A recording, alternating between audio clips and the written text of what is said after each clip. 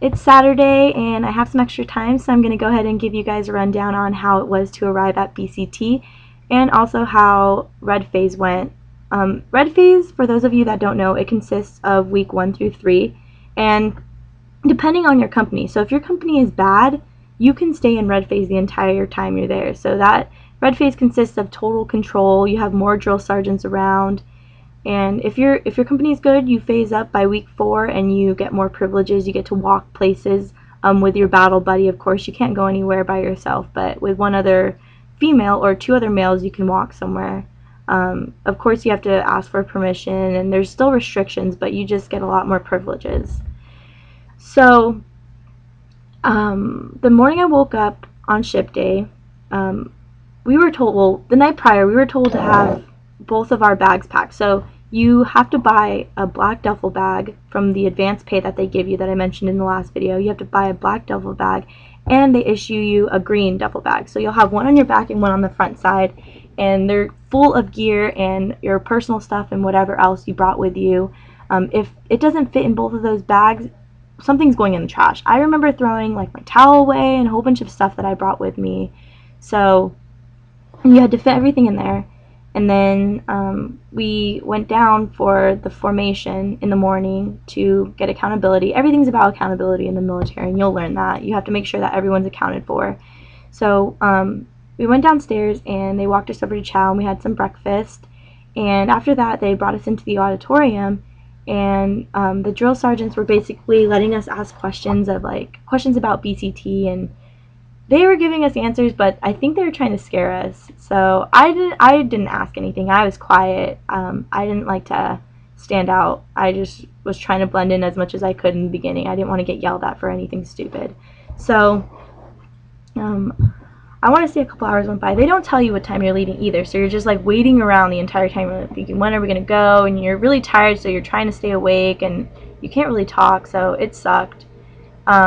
They finally brought out the box of phones, and the first night that we arrived there, they had us put our phone in an envelope that was about this big, and we had to staple it shut, and we wrote our name on it and everything. So they brought out the box of phones, and they let us make a 5-minute phone call to basically tell your family, like, look, I am going to BCT now. Everything's okay. So once they let us do that, I decided to call my grandma. And I remember I was bawling my eyes out. I can't even remember completely what I was saying besides the fact that I wanted to leave. Like, she was asking me, like, how's it going? And I think she was just, like, asking me these questions. And the only thing I could say or remember saying is, I want to come home. I hate it here.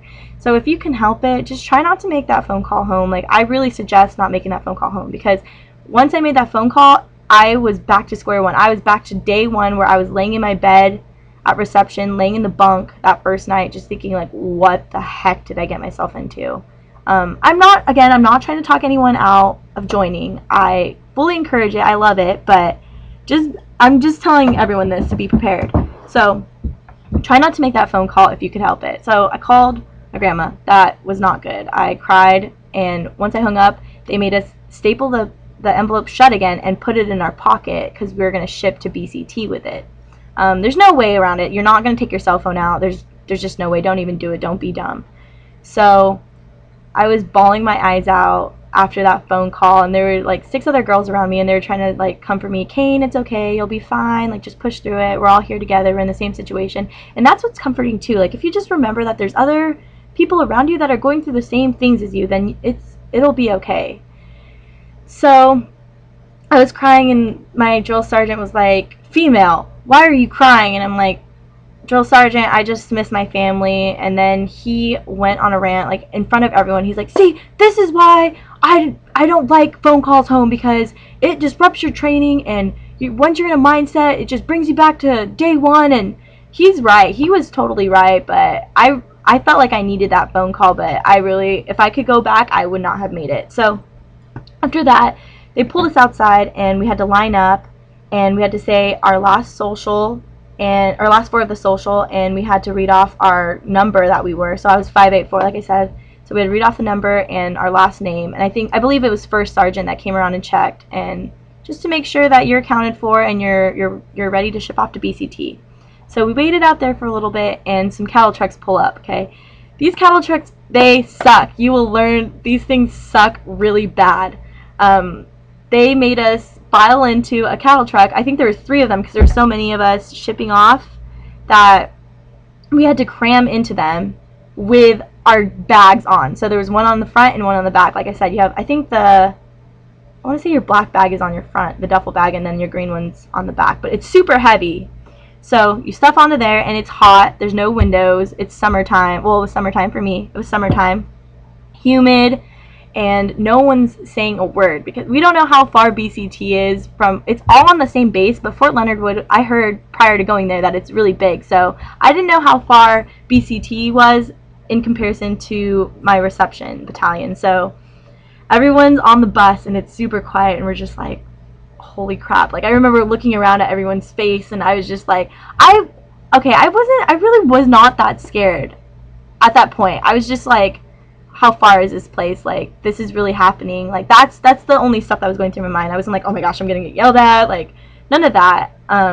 So once we arrived there was a drill sergeant standing outside, and we had to form up in this big bubble. It's where we do our PT. It's called the PT bubble. So there was a drill sergeant like outside yelling, get in there, get in there. And so we're all running off the bus with the cattle truck, excuse me. We were running off the cattle truck with our big duffel bags, like running as fast as we can. And we finally got in there, and there was 4 drill sergeants the day that I arrived there, because the day before, which my battle buddy Hardin, she shipped the day before me, and she had shark attacks, so which means that there was about 10 drill sergeants, they would attack one person. Like, they just come like all at once onto you if you stand out at all. But for us, they had to pull drill sergeants from other companies to do that. So for us, when we arrived there, we were the second group, and we got lucky. We only had 4 drill sergeants, I want to say, in the PT bubble. And the guy in charge, the drill sergeant in charge, was giving us instructions, and he was saying them fast, and everyone's flustered. So we weren't really paying attention. We were just like, like, oh my gosh, like, what's happening? We're getting yelled at. And he was like telling us to put our duffel bag facing forward with the handle facing towards the sky, and on the right side, like, basically telling you everything has to be dress right dress, and you have to pick up the bag at the same time, but he doesn't explicitly say that. So he made us pick up the bag, hold it above our head, put it down like a million times. Like, we were getting tired, and they had to be set down at the same time, facing the same way, in the same position, like dress right dress. And the girl next to me, it was actually my battle buddy from BCT. I didn't know at the time though, but I think she got yelled at for how she was putting the bag down. And I think we talked about it a couple weeks ago, but she said that she put it down correctly. And the thing is, there's no such thing as doing something correctly as a private. Like, you're gonna get yelled at in BCT even if you do something right. They find a reason to make it wrong. So they did that for a while. They played that game, and then they made us take out a personal bag, and we had to separate that from the duffel bag. So I suggest also, when you pack your bag to go to BCT, try to keep your stuff separate, like the stuff that you want your drill sergeants at BCT to lock away, because they put your personal stuff in a Connex, and it's like a big shed thing. So they took our personal bags away and went through our stuff and made sure that we had enough uniforms issued to us, boots and all that stuff. We had to actually do an inventory sheet. And so the drill sergeant locked away all of my items, and we got taken upstairs to our female bay. And a bay, it's open, and it had 60 bunks in there, and wall lockers right next to the bunks, and there's a latrine that everyone shared, and it had like, I want to say like 10 stalls and then 14 showers. So we got taken up there by the group that had that arrived the day before us. We got taken up there, and we were towing the line, and towing the line means that there was a red line in front of all of our bunks, and we had to stand in front of the line with our toes against it at attention, like when you're getting inspection or anything else. So we got taken up there, and our platoon drill sergeant, she allowed us a 5-minute phone call, and I remember that it was tough too. Like, even though we got another phone call earlier, it was still really hard. I cried again. I called my sister, and I was basically saying the same stuff again. I was telling her that I wanted to come home, and I hadn't talked to her in, I want to say, like 5 days. I'm super close to her, and I was just telling her like I want to come home, and I started crying again, but not as bad as I did the first time. So I just like, I finally caught myself. I was like, no, don't do it. And so I was like, I have to go. I didn't even use my full time because I didn't want to get yelled at to get off the phone. So I got off the phone early, and I was just like, crap, like everyone around me is feeling the same way. I knew it, because I'm very in tune of how people feel, and I was just like looking around like, oh gosh. So some guy tried to stay on the phone a little longer, and my drill sergeant started screaming at him. So like I said, so don't make that phone call, but if you do, get off the phone earlier, or else you're gonna have to cut it short, and you're gonna feel anxiety because you're gonna have to hang up in the middle of your conversation with whoever you're on the phone with. But some guy was bawling his eyes out and got yelled at by the drill sergeant, and that's just how it goes. So they made us lock our phones up again, and we had to, what did we do? I think we put all of our stuff in the locker, both of our bags, and they didn't give us any time to unpack it. So I want to say the first week we were there, I was living out of my duffel bag because we had no time to unpack our duffel bag. And the thing is, your lockers are going to be dress when you're in BCT. Like, you're going to have your locker set up a certain way, and it has to stay that way. So we did this thing in red phase. It was called changing drills. I want to say it was like the 3rd day we were there. This irritated me so bad. I want to say this was like the most irritating thing when I was at BCT.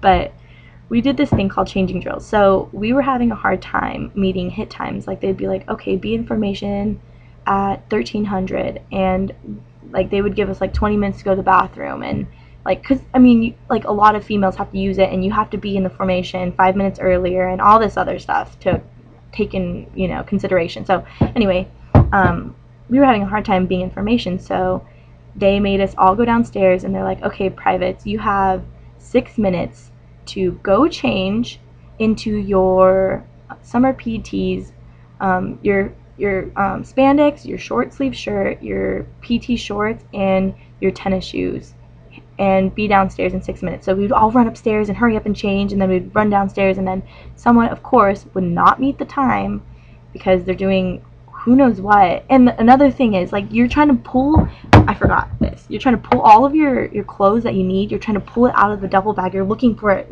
searching through your duffel bag really quickly, and then once you find it, you have to take all of your clothes into the latrine. You can't change in the bay. That's the sucky part. And you have to make sure you lock your locker, because if you don't lock it, the drill sergeant will pull everything out of your locker. So it's just like, it's really frustrating. So I looked for my PTs out of the locker, and I'd lock it and then run into the bathroom, change really fast, and then go down to formation. Someone would be late, and so the drill sergeant would be like, okay, so you guys want to be late? Well, we're gonna now make you change into your, hi Harden, we're gonna now make you change into your, I'm telling them about the changing drills. Oh, that sucks. We're gonna now make you change into your winter PTs, and keep in mind that it's summer, okay? It's summer and it's humid, so change into your winter PTs, your pants, your long sleeve shirt, your tennis shoes, your PT hat, and your gloves. Was that it? Yeah.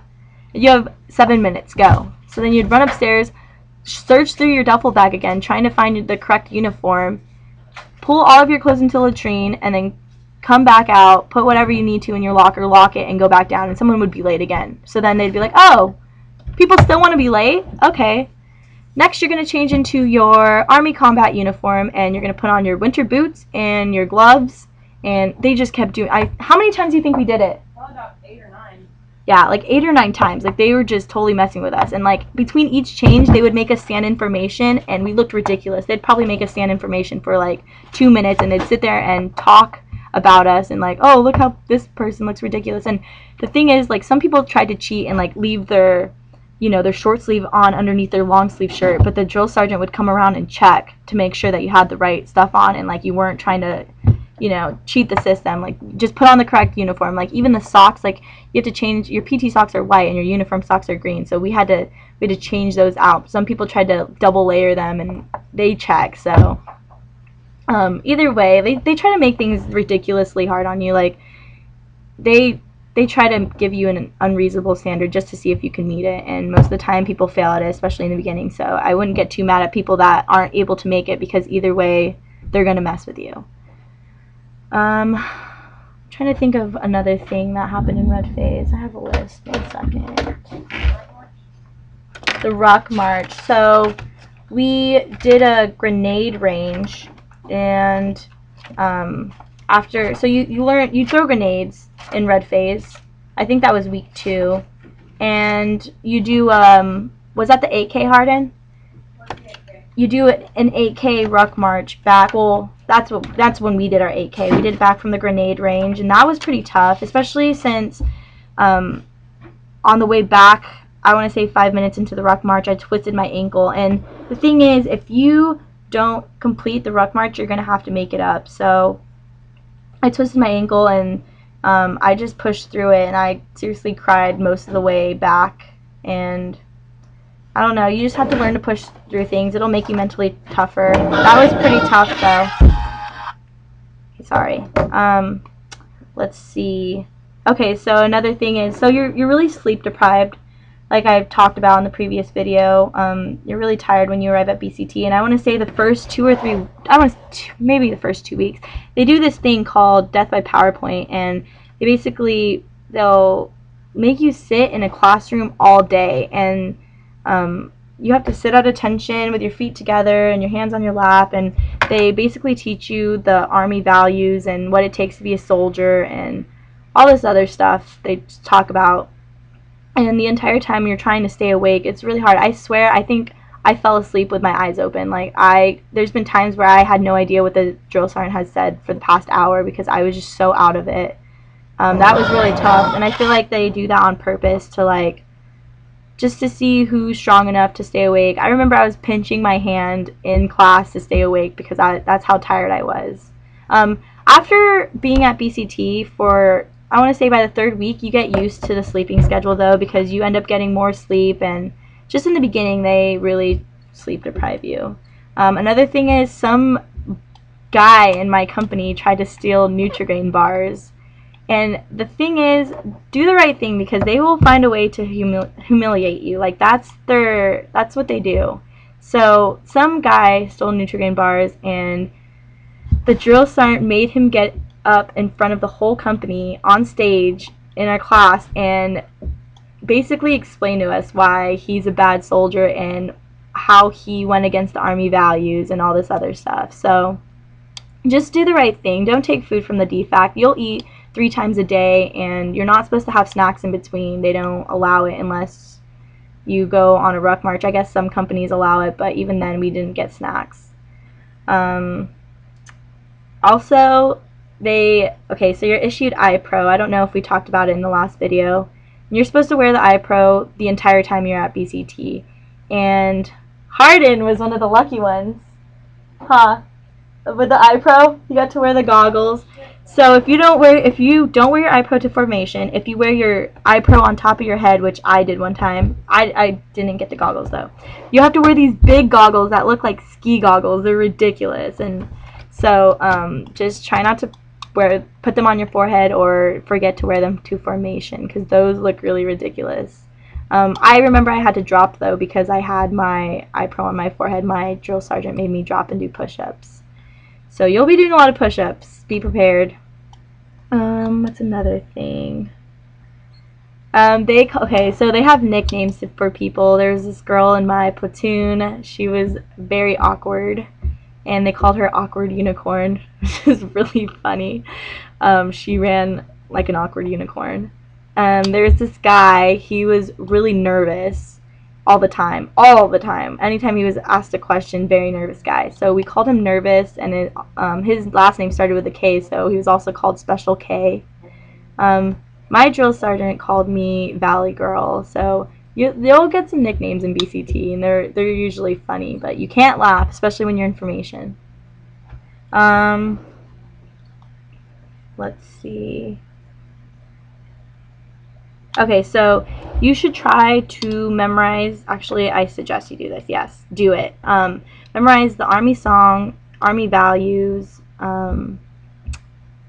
general orders, know the ranks, because when you're in line for the DFAC, the drill sergeants will ask you a question, and if you don't know it, they will make you go to the back of the line, which sucks. So I remember them asking me the third general order, and I knew it, so I didn't have to go to the back. But it's all of that stuff's in the blue book, so they just want to make sure that we were reading it and stuff during our free time. And it's going to suck because you're going to be really tired, so that's why I'm saying try to learn that stuff now, because you're also going to have to learn your chain of command, which is everyone above you. So just try to memorize as much as you can before you go, because you're going to be tired. Another thing that I didn't know at the time is that you are required to pull ACG shifts, and ACG stands for Access Control Guard, and it's an hour out of the night. So we did, I think we talked about it in the last video, we did 2 nights on, 1 night off, and it sucks getting up in the middle of the night for an hour, you know, from 2 to 3, and just trying to be wide awake, and you have to stand at the door with your M4, and and also the drill sergeants do checks in the middle of the night to make sure everyone's in their bed, so you have to like write down like who came in and what happened and all that other stuff. So you have a log, and you basically keep track of things, and you have to count the weapons and personnel every hour. You don't have to do it every hour, but on your shift you have to do that, so you have 1 hour of that a night. And the drill sergeants make the list for that. At reception, I remember the females were left to make the list, and that was a huge deal because we were all fighting over who was going to do it. That's another thing, like, just, you signed up to be in the Army. Don't complain about holding someone's weapon for them, because there's times where people will go to church or other things, and you have to hold their weapon all day, but there's a sling, so you sling their weapon and you hold yours. So just don't complain about doing stuff. Like, just pull ACG for someone if they're sick. Like, just don't complain. You signed up for it. So, let's see what else.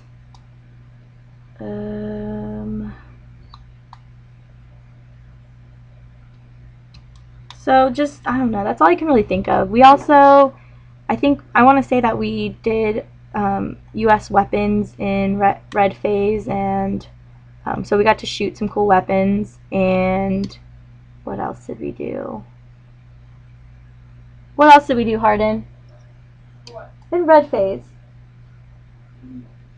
We did U.S. weapons, right? Yeah, that was M249, Yeah, we shot the M249 and the 240. The AT4 was in white phase, wasn't it? Oh. What was the other one? The M203. We did that too. That was really cool. That was a fun day. Also, I was just going to let you know that once you're in, like, you can go up to white phase by week 4 like we did, and my company was really bad, well, undisciplined as far as talking went and stuff, so we would switch back from red and white phase a lot. It was really embarrassing because my platoon sergeant, or my drill sergeant, sorry, she would tape up our phase banner with red tape, so we would be in white phase, like we'd have a white banner, and she would tape it up with red, so it looked like a candy cane. That was pretty embarrassing. Trying to think what else. Oh, we were undisciplined, like I said, so so you work from whatever time you get up until you usually get personal time from 8 to 9. That's it. Like, you have time. Personal time includes shower, includes cleaning your locker out, it includes writing letters home, includes all that other stuff, because by 21 you need to be in bed with the lights out. I remember one time during red phase, our drill sergeant made us write I want to say 1,000-word essay about what discipline is, because our platoon was not disciplined. And that sucked because I believe they released us at 8, and we had to shower and do a whole bunch of other stuff, get our rucks ready. Like, you carry your rucks everywhere you go in BCT also. Like, even if you're going out to a confident course, you have to bring your rucksack with you. It's to get you used to the weight being on your back when you do a long ruck march, because at the end you'll have a 16K.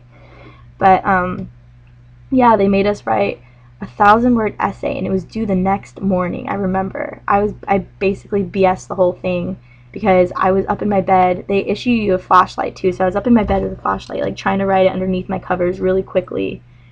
And so I got that done. They asked for it the next day too, so just try. You're gonna fail a lot in BCT, especially in red phase. They set you up for failure, but it's all about how you deal with things. If you can cope with being a failure and being okay with it and just moving on and just having a positive attitude, that's all it takes.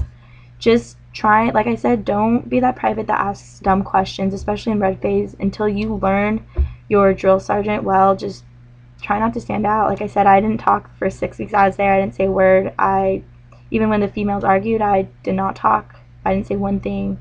I never let my expression show. I just kept to myself. So I wanted to let you know also you're gonna get a battle buddy while you're there. It's gonna be your bunkmate. So your battle buddy is, it's basically the person that you're gonna do everything with. You're gonna go do everything. Like if they have an appointment, you'd go with them. If you have a question, you have to ask the drill sergeant. You always have to have a battle buddy with you. So my battle buddy Miller, she was awesome. I am very lucky that I got stuck with someone that was as awesome as her. Like, no joke. I don't think I could have made it through BCT without Miller. So just try to make sure you have a battle buddy. Just try to be with someone that's better than yourself so that you can actually grow as an individual while you're in BCT, and you guys can help square each other away. Because if you're with someone that doesn't know what they're doing, or they're not a very squared away person, then you're going to fail and you're going to stoop down to their level. So just try to get a good battle buddy. Sometimes your drill sergeant will pick it for you. I know our drill sergeant picked battle buddies for a couple people, but Miller and I just happened to get stuck together. It's funny because the first day I didn't want to get stuck with her, and I was like asking her, I was like, hey, do you mind switching with this other female? Like, I want to stay with her in this bunk. And I remember Miller giving me a hard time. She's like, I want to stay right here. And I was so irritated with her. I was like, oh, gosh, I'm going to be stuck with her this whole time. But it really worked out well. She was not older, but she was older than me, and she just really had her head on straight. She had her master's, and she really helped me get through things. Just be with someone that's optimistic, and that's what I needed, and it helped me get through. So I'm getting ready to go to child formation, so I will try to update you guys some more when I get a chance.